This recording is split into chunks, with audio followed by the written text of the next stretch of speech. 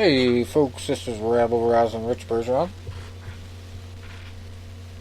Ladies and gentlemen, the tornado, Manny Pacquiao. And Psychic Tom Paget with this crystal ball failed. Since it's going to be a quiet holiday weekend. No big action. Yeah, no MMA going on. A little bit of boxing, but boy, I didn't. My crystal ball sucked last week. I picked Cody Garbrandt to win, and I didn't realize that Rob Font was like a hometown guy. He's like a Massachusetts dude. So I should have known better than to go against the hometown guy. But won a handy decision there. And the big news we missed last week was Errol Spence fighting Manny Pacquiao in Las Vegas August 21st. That news broke, I believe, that night. And I just missed it on the show. But that has been set in stone, and it was kind of funny because we did talk about Manny and Mikey Garcia, the fight he was trying to make. Apparently they didn't go with that. They want to go with Errol Spence, and boy, that is an intriguing one. I worry about Manny in that one. I don't know if he has the killer instinct there anymore to compete with a guy with that skill level. That's a great point, Rich. You know, it's tough one. You see a fight like that get signed, and the first thing that pops in your mind has got to be old lion versus young lion. And, you know, how long can Pacquiao keep defying, the odds like that? Because he fights a style that is a high-pressure style, a lot of speed, and a volume punching.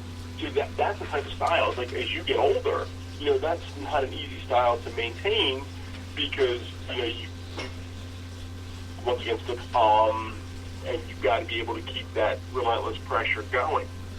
When you take a guy like Spence, who's also a fellow southpaw, he's longer. He's got longer reach. He's much younger. He's a natural welterweight, and he is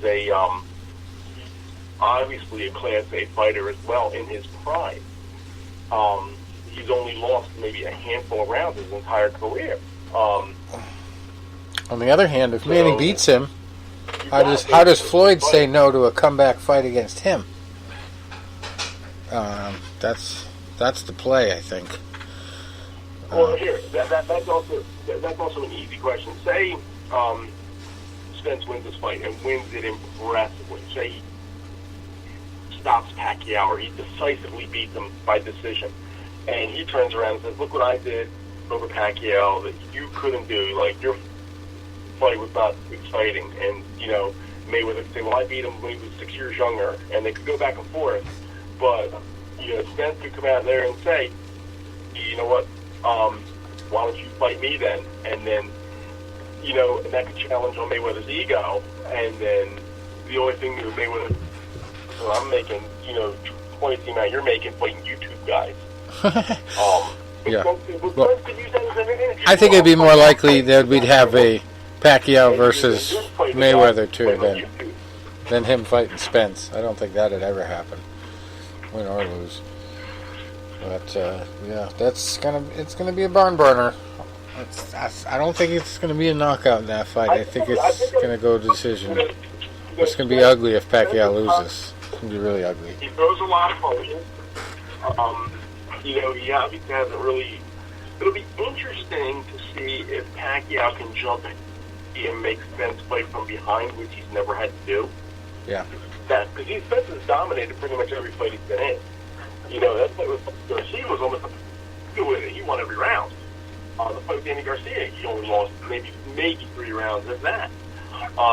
We've never seen this guy fight from behind. It'll be interesting to set a fast pace to start and force him to fight from behind. Yeah. Well, you'll have to do the put it through the old boxing computer and do your Rain Man thing when we get closer to that one. But for now, I'm going to say Manny's biting off a little bit more than he can chew. It doesn't look good for him. I don't know how well he's looking in training, but this is a very tough fight to win. If he does win, though, I mean, more power to him. He's awesome. But, boy, it's going to take incredible effort because this kid is talented. What do you guys think Manny's motive was to take on such a tough fight? To make Floyd want to fight him. He can make as much money? To prove to Floyd that he should fight him. That's why. That's the only reason why.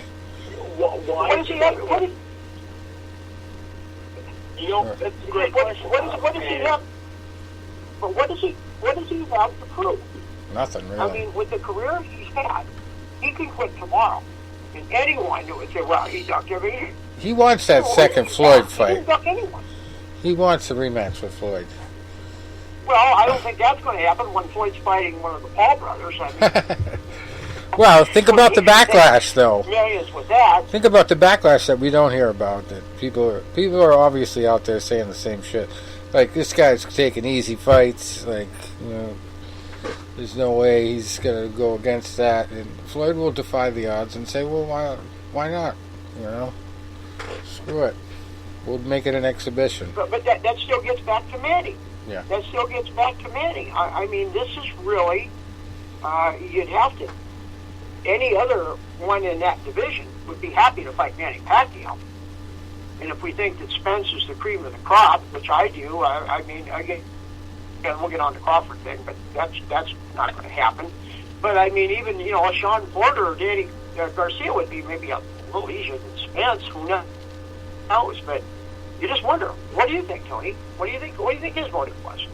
Well, that's a great question. And, you know, I think when you are an all-time great, and you can say about Manny, is Manny never turned around and said, you know, he never made a guy fight on his terms. You know, he knew if there was a fight to be made, he generally took it. Like, he stepped up and fought De La Hoya when they all thought it was a suicide mission, and he destroyed him. You know, he took the fight with Ricky Hatton. You know, he took the fight with Miguel Cotto, Antonio Margarito. A lot of these great fighters fought Marquez 4 times. Even sometimes when there was no more reason to go back to Marquez. And so I think with Pacquiao's thing is, yeah, he might be 42 years old, or 41 years old, whatever he is. But he's a guy that's like, I think he really wants to challenge the best. You know, he wants his legacy. He wants to go out with a bang, too. From that dreadful fight with Mayweather. He wants to go out with a huge win, I believe. That'd be his other motivation. You can say 8 division world champion. You can say, you know, he did this, he did this, he did this. He was number one pound for pound for a while. But a lot of people can always turn around and say, well, it was him and Mayweather were the two faces of the generation, and Mayweather beat him, and it was a boring fight. And Pacquiao can say on my shoulder, Pacquiao can say this, he can say that. But people are only going to remember that he lost and it was a boring fight. So I think he wants to cement a legacy. You know, if he can't fight Mayweather again, he wants to do things that maybe Mayweather didn't do. And a guy like Errol Spence is like that mountain, that challenge. You know, Apollo Creed said it best in Rocky IV. Unfortunately, the fight led to his demise. But he said, without some challenge, without some damn war to fight, well, the warrior might as well be dead, Stallion. The crowd has been awed. And I'm going to tell them, it's okay to applaud, folks. It's okay to applaud. I know that you've been knocked up back into your seats and your jaws are dropping, but let's hear some applause. Yeah, that was, wow. That was a first round knockout and bleacher shot, all in one. Wow. Good point. You know, and like I said, I'll give you an example. You know, on a much smaller level. You know, when I was boxing in college, you know, and I was actually on the talk show the other night talking about it. The year that I did all the different weight classes, and you know, people told me that I was nuts and this and that. And part of the reason we were talking about it the other night was one of the things now is like you can't shame anybody for anything anymore, because if you compliment somebody, you're shaming somebody else.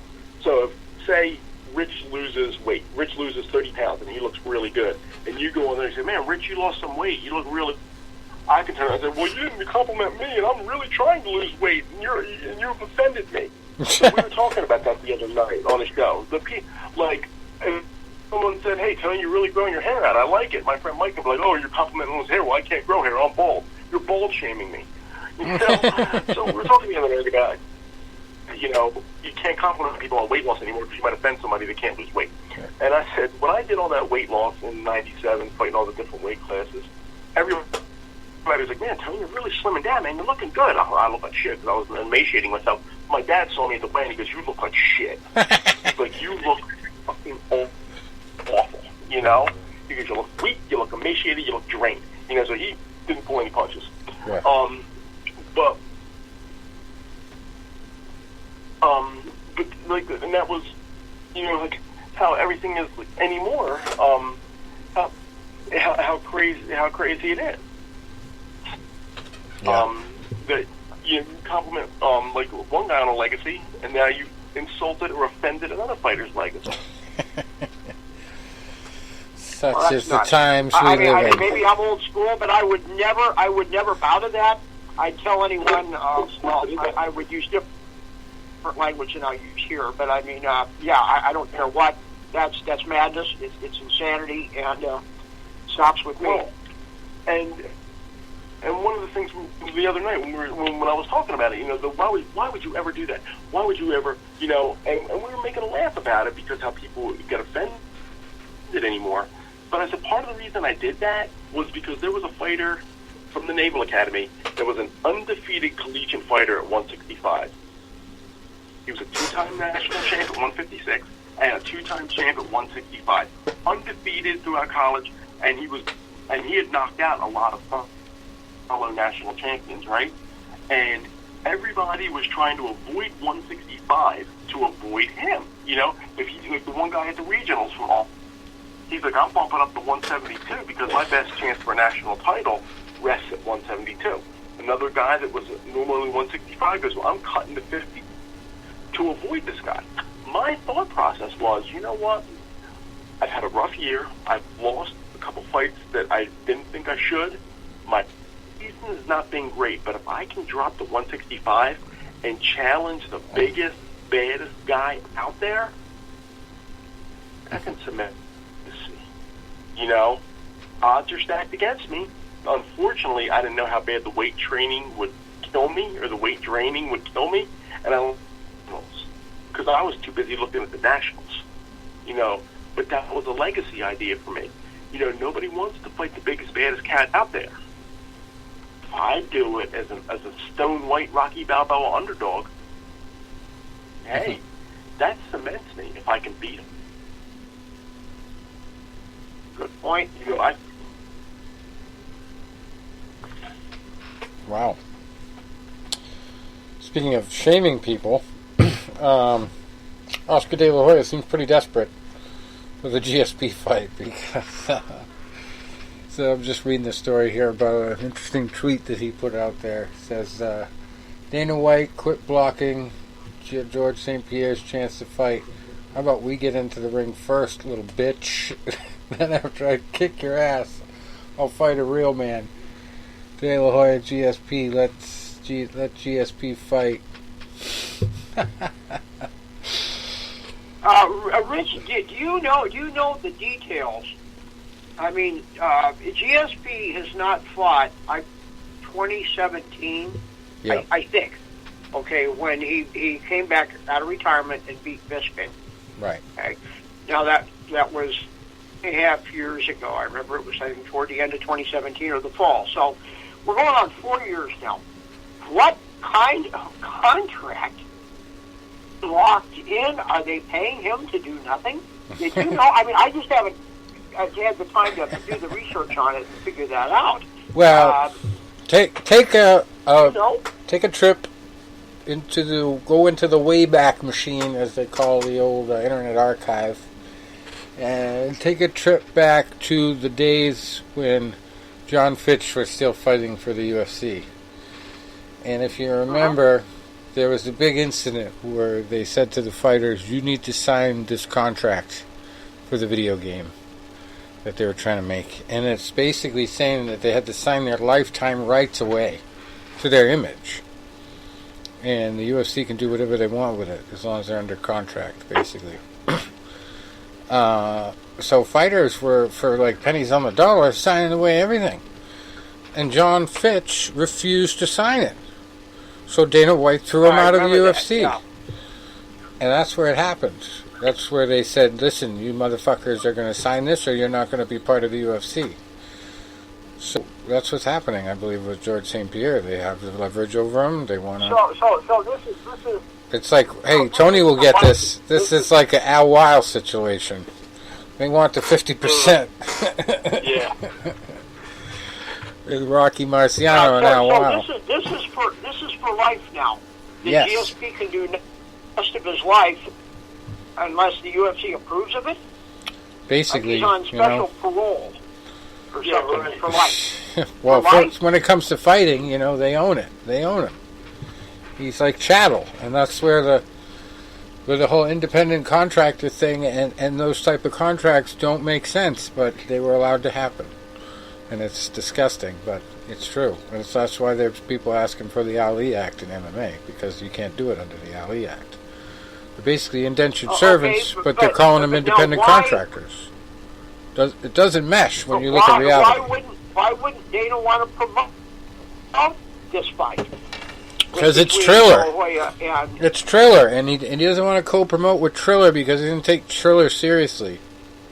And okay, well then he can tell De La Hoya, if you want to fight GSP, I'm going to be the promoter.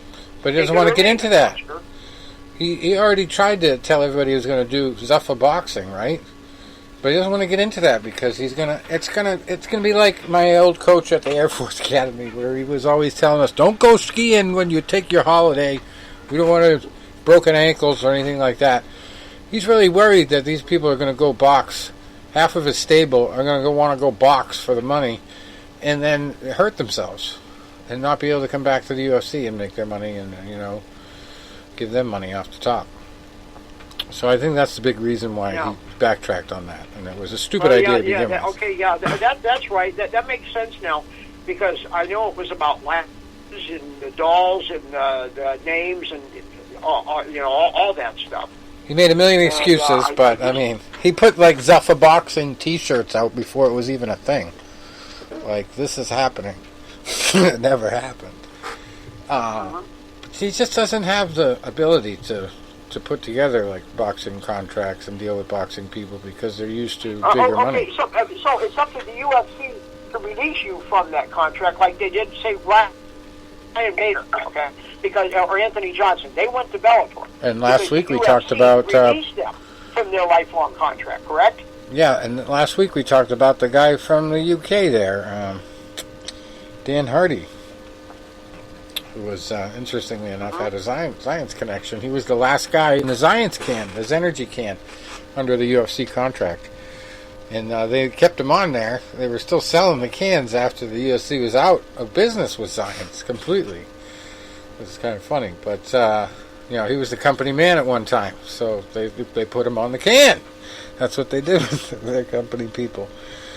And now he's released from his contracts because of situations like that. Maybe GSP rubbed the administration the wrong way. Maybe he was supposed to come back for a fight and backed out of it. I know that's happened a couple times. He's talked about coming out of retirement. And maybe it's left a sour taste in the mouth of the UFC and they don't like it. So they're just going to keep that over him for leverage because they're dinks like that. But, other part of it is obviously financial. In other words, when Anthony Johnson's contract and Ryan Bader, I mean, I'm sure there's more, Machida, when their contract and they wanted released, well, the UFC just could have said, no, we're not going to release you, but we're not going to book you. Yeah. Well, I think it's a lot different too when you have been champion before. Like, there's champion clauses and everything like that, and there's handcuffs on top of handcuffs. Look at Yoto Machida. Machida was a champion. Yeah. And then you look at Pettis. I mean, you look at that. So, in other words, with this lifelong contract, the UFC just could have said, no, you're not going to fight for anyone else. And as far as we're concerned, you're not going to fight. Deal with it. You signed the contract. Well, I'd say either all those people are one of two things. They're either company guys that did everything the company asked them to do during their careers and never rubbed people the wrong way, so they got what they wanted when they asked for a release, or they were washed up in Dana White's eyes, and he didn't need them anymore. He was never going to be able to use them for name recognition. But DSP is different. They can use him for name recognition, even if he is technically washed up. I don't even know if he is. I mean, really, he doesn't. We haven't seen him. Right. We don't know. Maybe he could box 12 rounds better than most people his age right now. And Oscar De La Hoya hasn't proven anything.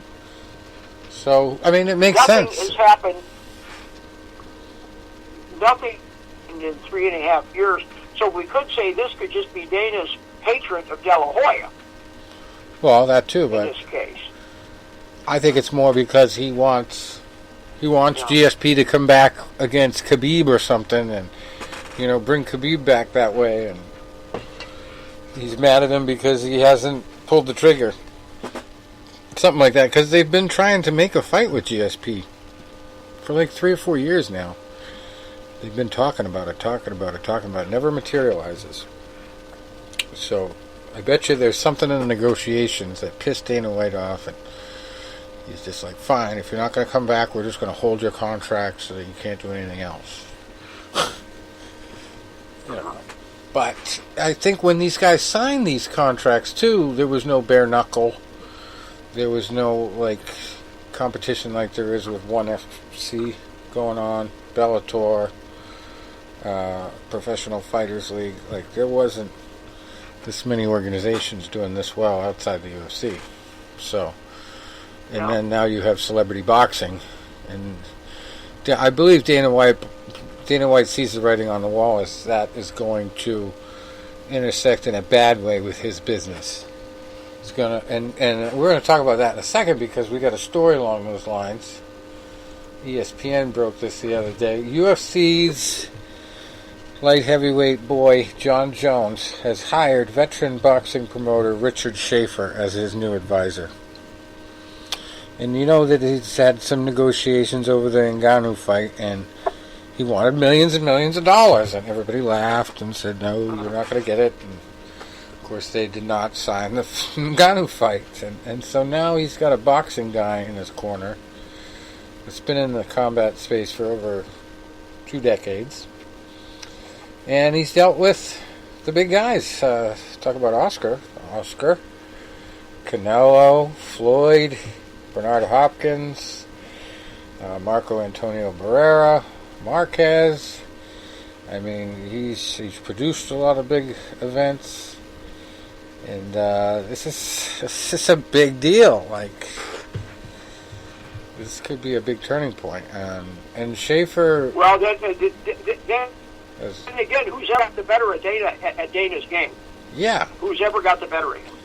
Because Dana has just said, John Jones doesn't want to fight. Fine, ride it up into the sunset. You're done. You had a great career. You're the GOAT. Leave. Time to go.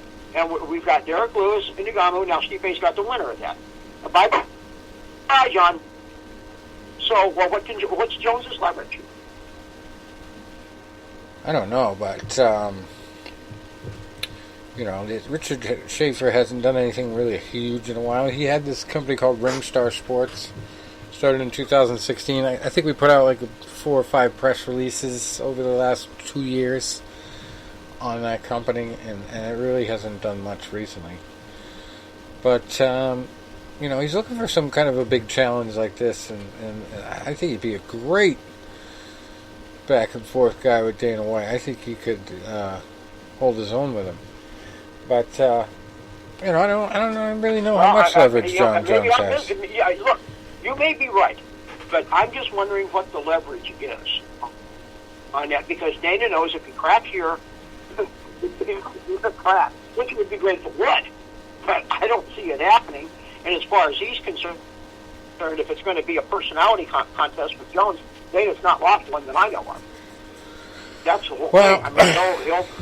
I mean, it's an interesting time for the fighters right now, because if these kind of contracts still exist with modern day fighters, and they're still this bad, where these guys are going to be owned for life, you're going to start realizing, well, if that's the way it is, you're going to have to pay me more for every fight to make it worth it.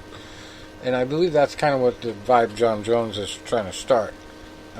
Whether he's trying to do it for other people or not, that's probably a different story. I don't think so. Oh, no. Oh, okay, but then Dana will call their bluff. Dana will call their bluff and say, okay, goodbye. Yeah. You won't fight anywhere else, and you're done with us. As far as we're concerned, we're going to put on one trashy card after the next, and people will have to eat whatever slop we put on their plate. That's you, dude. I mean, that's the way he's going to think about it. Well, I don't know. We'll see. Well, it'll be interesting. I mean, you could be right about this. Maybe Schaefer's got some new angle. I'm just not seeing it. I just, because I think Dana's genuinely pissed off about this, because it's the fight the fans wanted to see. Or in lieu of that, it could have been Stipe against John Jones to fight the winner of Nagamu and Derek Lewis. Yeah. Instead, John Jones says, I'll fight Stipe, but I'll defend my belt again. Mm-hmm. Well, so like John Jones is the boss now. Yeah. Well, we'll see how that works out. My money's on Dana. All right. Do you want to be a fucking fight promoter? He's going to say. Listen. Hey, don't get me wrong. I mean, I would love to. I mean, I really hope that something does change. But I just, because I've thought about this, and it makes me mad, just from a fan standpoint, that they couldn't get the deal done. Well, I mean, that would be a great fight. I keep these. The winner of that one, or Stipe fighting Derek Lewis. I keep getting all the updates and everything in the email about MMA and new stories, and we're going to get to one in a minute. But it's just a constant thing. They're making new deals with different companies. They're getting new revenue streams. So naturally, fighters are going to start asking for more money. Whether they're going to get it is another story, like you said. I mean, that's how they got there, by being ruthless. It's kind of like, how do people get rich? Is it because they spend all their money on stupid shit? No. Yeah. They pinch their pennies. So right, that's what they're trying to do. And Jones has just come out, and I just read this morning, he was saying it's a lot harder at heavyweight, really getting into tip-top cardio shape, and it may take another year for him. He said he's willing to wait out another year. Yeah. We'll see if it affects anybody. You guys are boxing historians. Go back to 60, 80 years ago. Think of what those old-timers would think about this kind of nonsense. Those guys that fought, Harry Greb 2 or 3 times a month.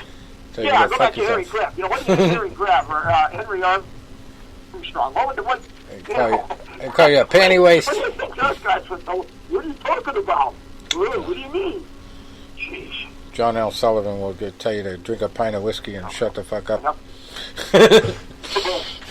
Yeah. Anyway, exactly speaking what of those guys would say. Deals, the UFC has now talked about, or it's pulled the trigger on a rewards program, they're calling it. I don't know if this is like when you go to the supermarket and you give them your phone number, you get the rewards discount, or what it is, but it's a company called Fabicus. Never heard of them, but this is the first time a global licensor has been able to curate a campaign in this unique way, they're saying. It's a fan rewards program for consumers buying the products, and part of it includes the Venom kits, which are what the fighters wear. They call them kits, kind of like what they do for the soccer teams. But that has become a thing now. Everybody likes them. The new sponsor, Venom. It doesn't sound like it's as restrictive as far as contracts as the Reebok one was, but I haven't heard about what the payouts are or anything like that. But they do look pretty snazzy, I gotta say. And a lot of the announcers and everybody, the old-time fighters, have said the same thing. So part of the deal is going to include that. And then they've also got an exclusive licensing contract with Zappos, which is another Vegas company. That's brokered by the IMG agency, and that's another thing. The IMG agency there, the Endeavor, the parent company that owns the UFC, they just went public. And their basic promise to the shareholders was they were going to try to get 100% of the UFC. based on how much money the UFC has been bringing them since they bought it. So it is literally their highest producer. And they represent a lot of Hollywood people, so you got to think about that. That's crazy. Making a lot of money that they don't seem to be sharing too well. Anyway, there's going to be all kinds of deals here connecting to this rewards program. It's going to be Venom, other brands slated to participate later in the year. There's also going to be some music and media through a company called Acoustics. And it's kind of amazing how the technology is sort of going backwards in some areas. Like this company, I don't know if you guys heard of this company, Clubhouse. It's like all audio. I haven't joined or anything like that, but I hear a lot about it. It's basically, you're going backwards, you know. Just audio. It's like back in the radio days. That's a thing now. Anyway, so they're doing a lot of these side deals off a big deal like this, and it's nothing more than pouring money into the till. So at some point, the fighters would be kind of stupid not to start asking for more of it. I don't know if John Jones is in his right mind asking for the amount he's asking for, but you know, if guys are getting it boxing. He said he didn't ask for that. Yeah, he's denying. He said, "Who said I asked for $30 million?" Well, Dana said that. Mm-hmm. So I mean, this is really a loggerheads now for these two. Well, he won't have to worry about Paul Felder because he retired on the last broadcast in Vegas. But what a sport. That guy coming off no notice, basically, for one of his last fights and putting on a show. But his heart wasn't in it. He's getting a little too old, and he loves doing the TV work, so why not? I mean, it's just a great opportunity to go with it. Go with it. Alright, we got one more story, and we're going to go to recaps and previews. We don't have any previews for MMA, so it's going to go quick on that front. Mm-hmm.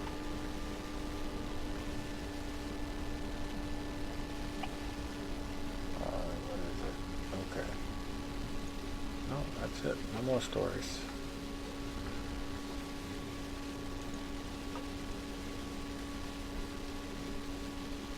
This guy got loaded. Alright, so let's start with boxing then for the recaps. We got to go with Taylor versus Ramirez. I watched like almost right up to the fight, and I just didn't hang in long enough to watch the whole fight. But I watched Hank's fight pretty close. I thought the announcers were very disrespectful to our boy, Hank Lundy. Talking about they thought he was injured in the first round just because he adjusted his style a little bit. Like, what's wrong with him? He's like, his legs look like I didn't say the exact words, but they're like almost like comparing him to a newborn calf. Yeah. Where it's like, it's like his legs aren't. And I'm like, maybe that's his style. If you ever go back and watch Hank fight, I mean, okay, yeah. When I met, he was 24 years old. He's 37 now. Okay, that's a difference, It's a big-time difference. We've all been there. You can't do things that you did at 24. Even Bernard Hopkins couldn't. He had to adapt. They're talking about his age like he was 60, for Christ's sake. Oh, jeez, Yeah, they really, so like his legs look bad. He was holding his own. He could barely stand it. Ramirez should push the action and try to get him out of it. There. Well, yeah, Ramirez is a dangerous fighter, but he's also been, down a couple times himself, especially in that Baranchik fight where it's, fight of the year, out of the year, but he was on the canvas 4 times. And he was on the canvas against me, too, where they didn't call it a knockdown, they called it a slip, and he was definitely hurt, and he was definitely down. The referee botched the call on that one. Now, I was in line with the scores after 8 rounds, which I think they might have had it even after 8. It should have been Hank by 1 point with the knockdown. Now, Hank did lose the last 2 rounds, so it could have been 5-5. I had no problem with it if it was 96-94 Ramirez, 98-92, unacceptable. And by all 3 judges. That's what I was even worse. Yeah. All 3 judges. I would agree. And you know, Lundy seems like the kind of fighter.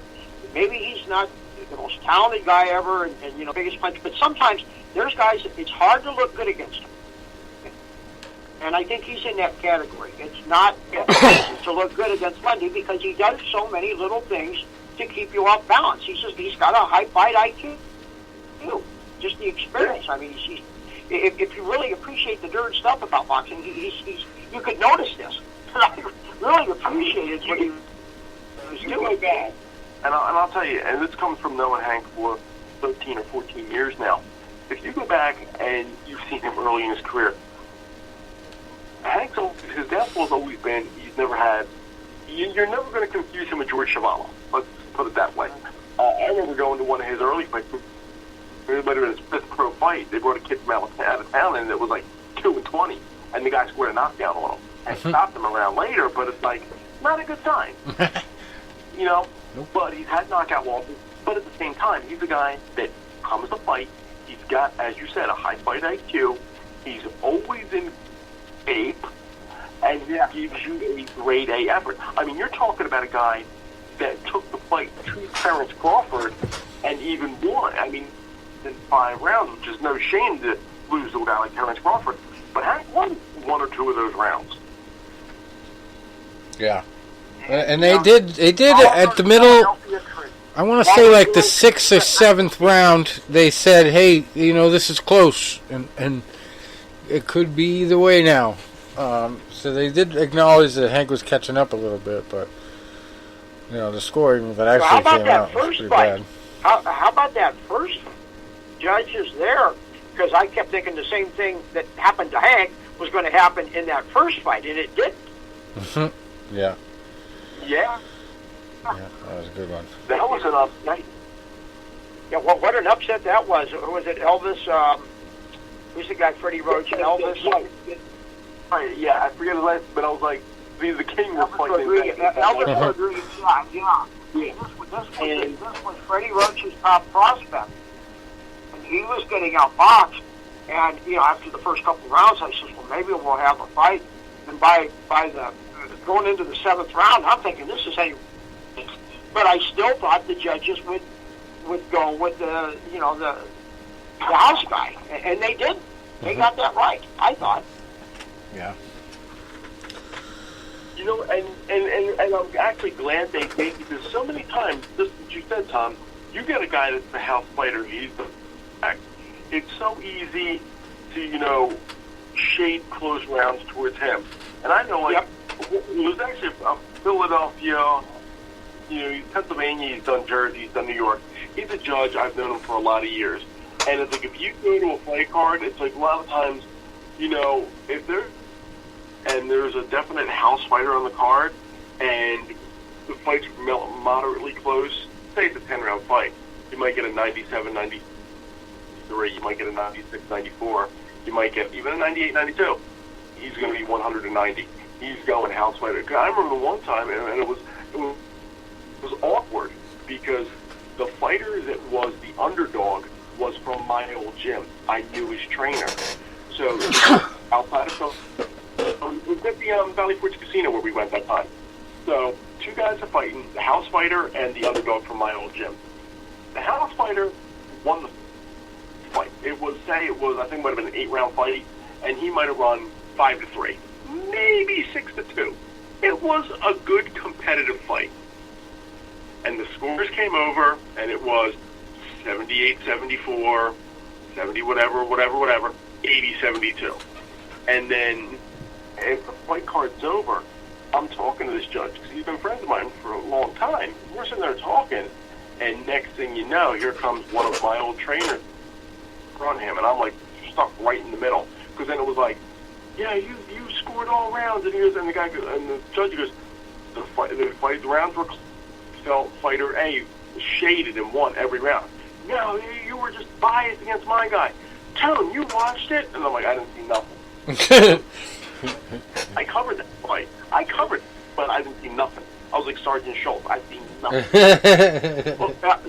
Tony, was this judge ever a fighter? You know? I don't.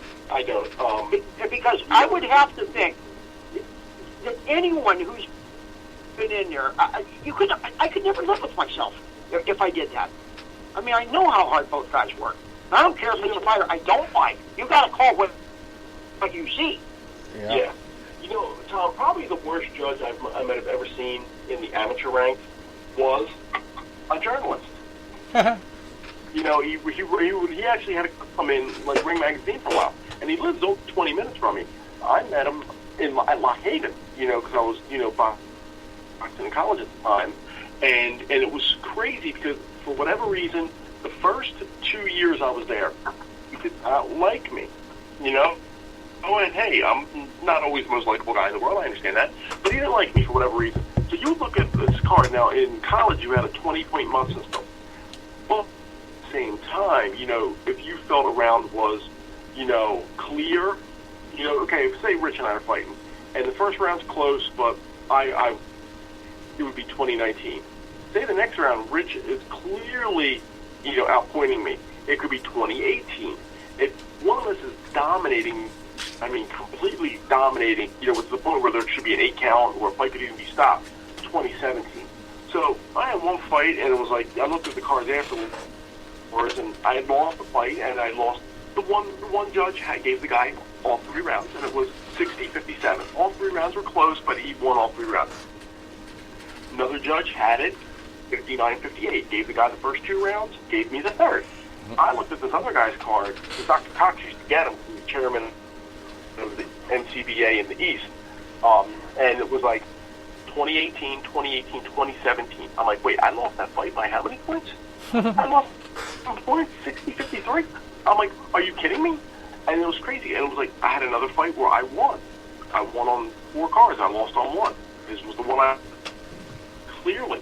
And I'm like, and then by lo and behold, 2 things happened.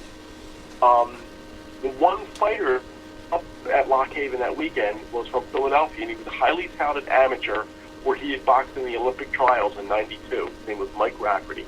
And he had turned, and Mike Rafferty was up because he was thinking of coming to Lock Haven as a student because he wasn't boxing anymore. And he was going to help us coach and everything. So I was kind of guide. So he's at the fight card, and he knows this judge/journalist who had never fought.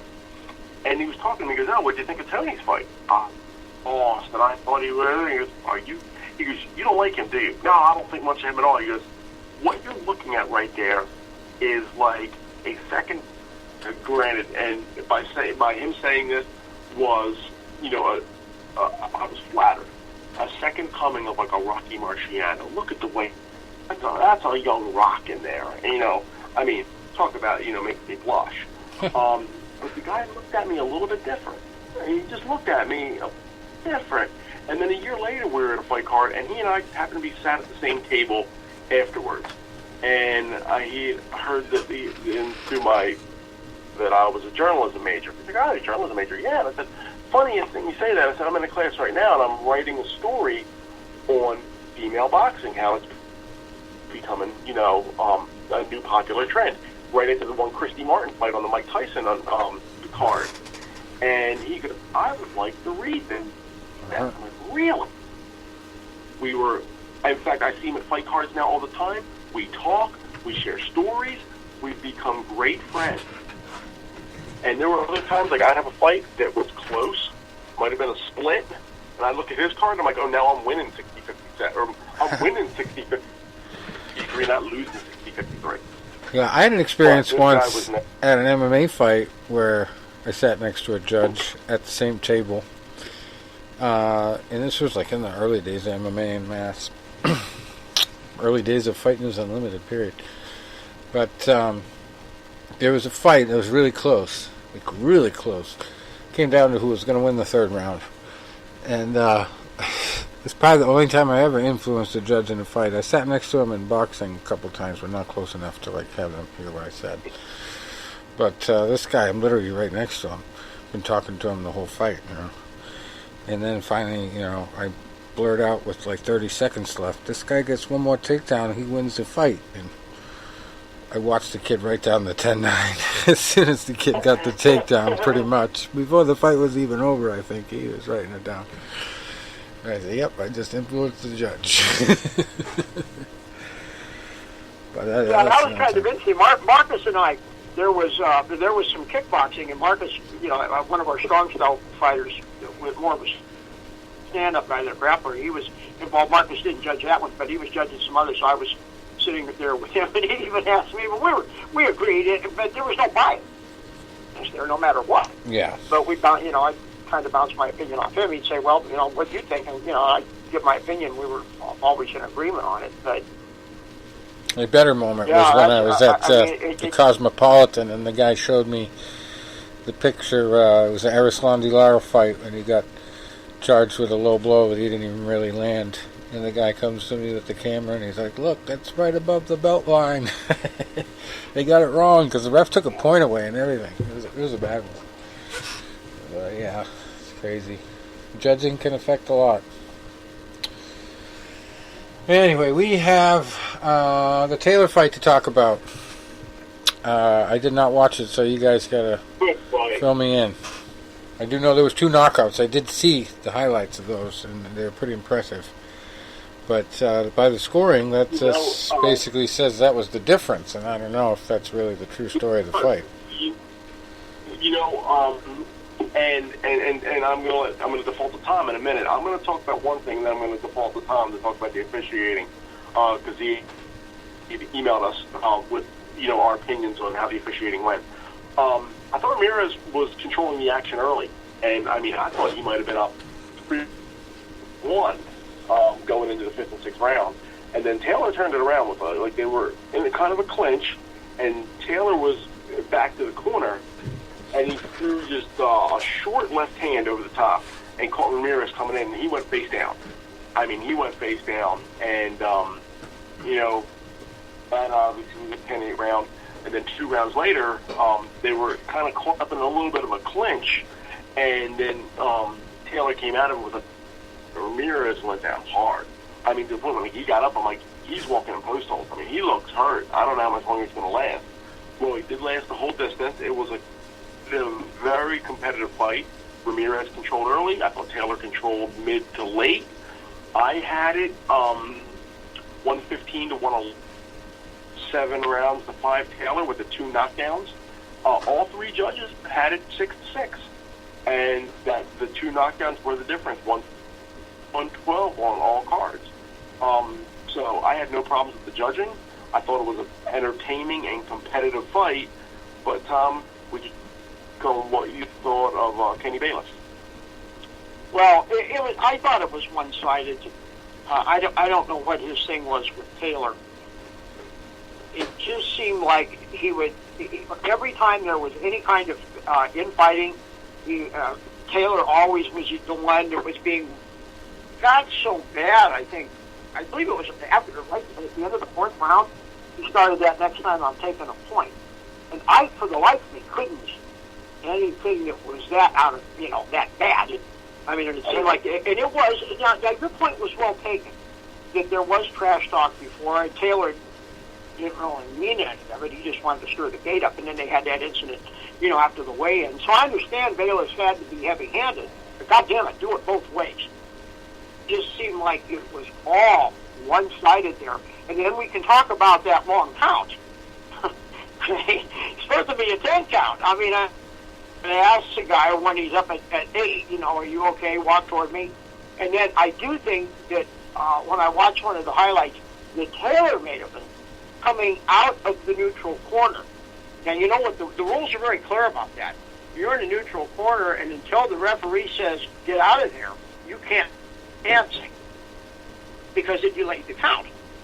Right. And so that was kind of on Taylor, so I'll give Bayless some but I just felt that it just seemed like it was very heavy-handed on his part. And I would politely disagree with you. I think Taylor was not that far behind at all, or it could have been fairly close. I don't think the knockdown should have meant the difference. But, well, put it this way. The right guy got the decision. Right. I mean, but it just seemed like I do think there's still that house fighter situation because there's a lot. Mexico's a lot closer. Yeah. Sorry, I mean that's the way I see it. It just seems like it's not a coincidence. That's why it's going to be awful hard if Caleb Plant fights Canelo. If that fight is signed, it's going to be hard for him to win a decision, even if he wins the decision. You know what I mean? If it happens, especially if it happens in Las Vegas. What's the point? It's going to be hard to get to the. Right. That's and again, I mean, this is no shame for Ramirez. I mean, it was a gutsy effort. I think he was very classy in defeat. He really handled it. And he knows. He says, "Yeah, I made a few mistakes." He says, "I'll learn from this. I'll get better." So it's not that I really have a horse in the race, but I mean, it just seemed like that you could start to see that old house fighter syndrome. And I guess maybe this is just decades of music. And it just gets frustrating that nothing changes. But all in all, though, it does not detract from an outstanding give and take fight for both guys. I mean, it was almost the kind of fight you hated to see a loser. Right. And that was a good. I mean, a good fight where like you watched it and the fight went fast because there was good sustained action. It was give and take. It wasn't like one-sided. It was a fight that it kept you, entertained, and it kept you in tune with it. It kept your attention. That's what I wanted to say. It kept your attention. Yeah, and I do remember hearing before the fight that they said the late money was coming in for Ramirez, and it actually changed the odds for Taylor to like -1 and change or something like that, and it had been up to like -300. Yeah, I think it was like -180 or something like that. Yeah. So a lot of people were hoping to get rich off Ramirez, but he didn't quite come through. Anyway, we'll see if there's a rematch or if he goes up in weight. Let's talk about that. We got a couple decent fight cards this weekend. One on Showtime, one on DAZN, and Devin Haney's got a lot of experience to deal with here in this main event fight on DAZN from Vegas. Lightweight fight. Devin is undefeated, 25-0, fighting Jorge Linares, who is 47-5. Has lost 2 of his last 6. This one's for a title, the WBC World Lightweight title. It's a big deal for Devin What's Haney. interesting about this one is that once again you have an old line versus a young line. And you have Devin Haney, an up-and-coming world champion, good quality fighter. And Linares has been around the block a few times. Yeah, he's past his prime, but he's no easy out for anybody. Right. We got Martin Joseph Ford. I think a defeat to Haney. If Haney loses, boy, that'll be a real setback for him. Yeah. You're right. I mean, Linares is no cheap date. It's going to be a tough one. He's going to have to work for it, as they say. In the co-main event, we have Martin Joseph Ford, 24-1-2, fighting Azinga Fuzail, who's 14-1. And then we have another interesting one, Shane Mosley Jr. in action, 17-3, fighting Jason Quigley, 18-1, and a big female fight on DAZN. Chantel Cameron at super lightweight is undefeated at 13-0, fighting Melissa Hernandez, who's 23-7-3, for the WBC World Female Super Lightweight title. And then we go to the Showtime card on Saturday. That's from Carson, California. Nordine Ubali, undefeated at bantamweight, 17-0, fighting another Old school legend. Now, Nonito Donaire has been around a while. 40-6. Wow. Funny story about him. I tried to get an interview with him at the same event that I gave Teddy Atlas my card. Never heard from Nonito again. He was actually acting as kind of an unofficial photographer for the event for some news outlet. And I recognized him, and they introduced him. They talked about him. They joked about him doing the photography. And Teddy Atlas called me nonstop. I had my phone on some setup where it would only ring once, and he kept leaving me messages, and I could never get back to him. It was impossible. He doesn't have email. So I was talking to his secretary, and we finally made it happen. But yeah, that was a funny story. Never heard from Nonito. But he's got a big one here. 40-6 is his record. This one's for the WBC World Bantamweight title. Super lightweights in the co-main event. Subriel Matthias, 16-1, fighting Baturzan Jukambayev, who is 18-0, undefeated. So a couple undefeated guys in separate events there, but this is going to be a good card. We got another one. Gary Antoine Russell at super lightweight, 13-0, fighting Giovanni Santiago, who is 14-1. And another super lightweight fight between Luis David Salazar, 15-0, and Kevin Johnson, who's 8-2. Now let's see if we can find a Jesus fight of the week. I know there's a lot of Hispanic guys with 4 names. I don't. The Jesus fight of the week. Second Saturday this month. No Jesus fight of the week on Saturday at all.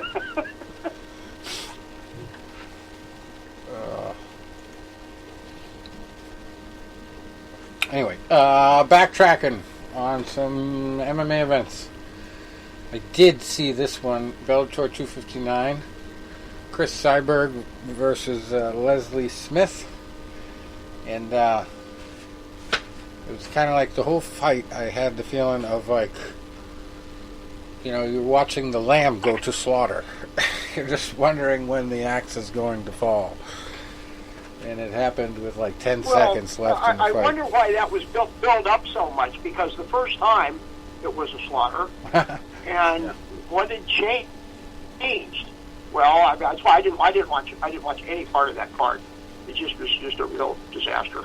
So I don't know. Maybe if you watched it, maybe there were a couple good fights, but I just didn't see anything on there. And then when that is the main event, they kept acting like, well, this is a rematch you can't miss. Really? Well, the first fight of the night on the card, it was actually kind of a barn burner, and it's I like the best of both girls, but this girl, Hannah Guy. Remember I was making fun of her last week because her last name is Guy, and she's a girl? Well, she led the card off, and boy, she turned some heads because she's a tough fighter, and she was the underdog. This girl, Valerie Laredo, was supposed to be all that in a bag of chips, and she didn't do so well. Hannah Guy came away with the decision, and she looked pretty solid. She was no slouch in there, and Valerie Laredo was definitely favored to win. And it was one of those ones that, I was just like, wow, I would have never picked her if I had, done a FanDuel team. But very impressive fight for Hannah Guy. She's, on the map there. And then Jaleel Willis beat Macon Mendonca by unanimous decision. That wasn't a very competitive fight at all. I really didn't watch much of it myself. And then Austin Vanderford over Fabian Edwards by unanimous decision. And then Leandro Higo beat Darian Caldwell by a split decision. But it was basically came down to Darian Caldwell was relying way too much on his wrestling alone. And just the points he was scoring was just basically because he was smothering him or, holding him down for a little bit longer that round. So it wasn't a very entertaining split decision fight. But then comes the main event, and Leslie Smith did surprise me a little bit that she went all 5 rounds almost. But 9 seconds left in the 5th. She went down by TKO, and You know, you had that feeling like the McGregor versus Mayweather fight, where Floyd was carrying McGregor, and he admitted it afterwards. Yeah, he carried him for 3 rounds and let him stay in it. And it sort of had that feeling like Justina wanted to put in a full 5 rounds, just to put in 5 rounds. And, you know, she had already put Leslie Smith out earlier the last time. She didn't feel like she had to embarrass her and do it again. You know, why not just put in the work? Especially if, you know, Leslie couldn't manage to hurt her in the first couple rounds, which is what happened. She didn't. But, you know, it was a little bit more competitive than the first fight. But Justina just never looked like she lost her composure or was out of sorts or had underestimated Leslie at a certain point. It was just like, oh, well, she's fighting back. She hit me a couple times, oh well, and then she just walked through it and threw her own stuff. So yeah, she got the TKO. But who's she gonna fight? Like literally, like we really don't have anybody that can compete with her. It's tough. But anyway. That was that, and then we had the UFC fight card, which I did not see, and I predicted it wrong. Rob Font beat Cody Garbrandt by unanimous 5-round decision in the main event. And what's next for Garbrandt? We don't know.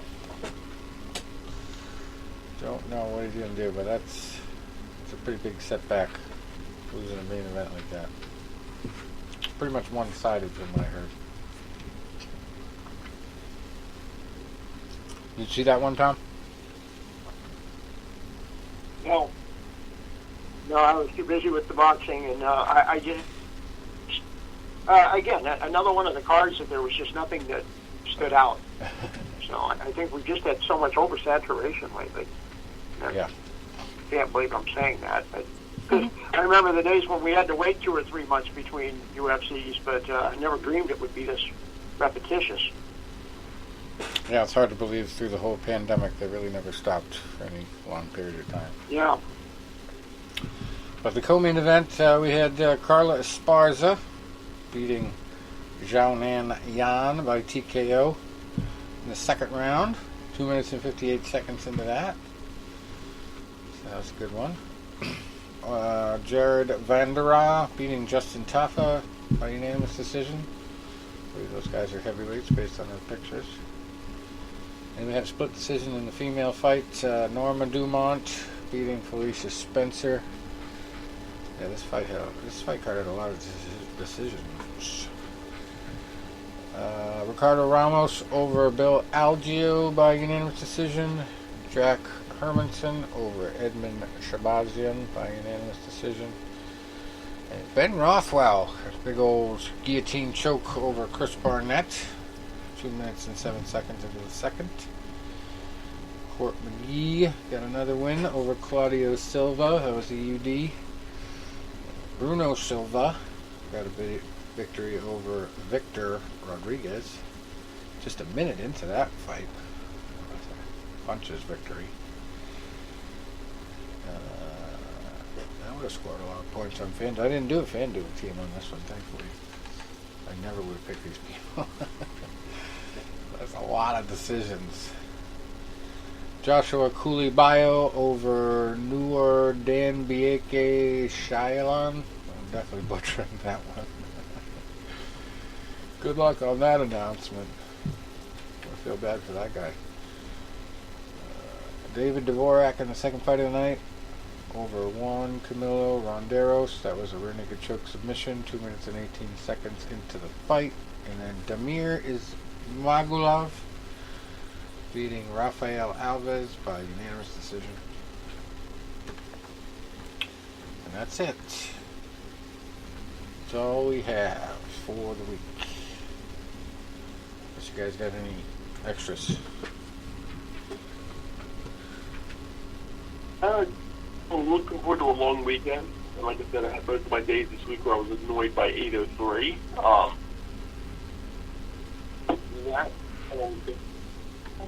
Getting ready for next week's fundraiser where I'll be the Grand Marshal.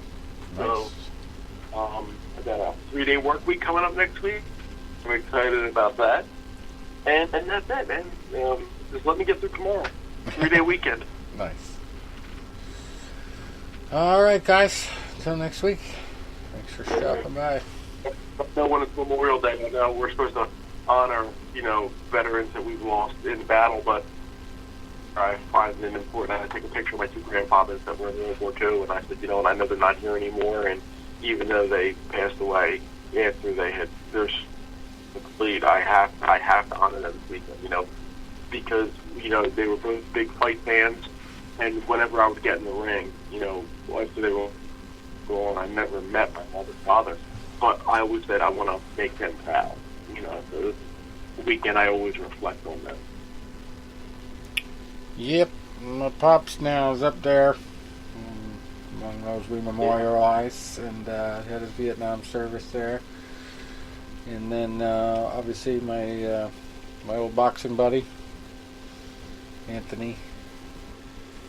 Yep. And Anthony Palermo there. Just made the ultimate sacrifice. And they say this is actually the first time I've seen it in a meme or anything like that on social media, but they say, this is not a holiday. Thank people for their service. It's for the people that are gone. Right, exactly. So put that in perspective. No, and I know that it's supposed to be more than people that have been lost in battle, but in my eyes, it should be that served our country and is no longer with us. Yeah. Including my 2 grandfathers and your father, and any of the millions that have been lost over the years, whether in battle or afterwards.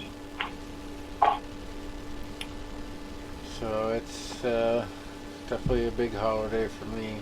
I'm gonna probably do what I typically try to do every year with the Dead Wood Society, is give away some wood, and I know there's at least one guy I got to give a discount to over at the campground for some pine. So definitely was thinking about putting together some wood bundles to give out to some other veterans that I find in there. Pay it forward. Well, guys, be safe over the weekend. Trouble. Behave yourself. All right, guys. We will see you. We'll see you next week. Yes. All right. Adios.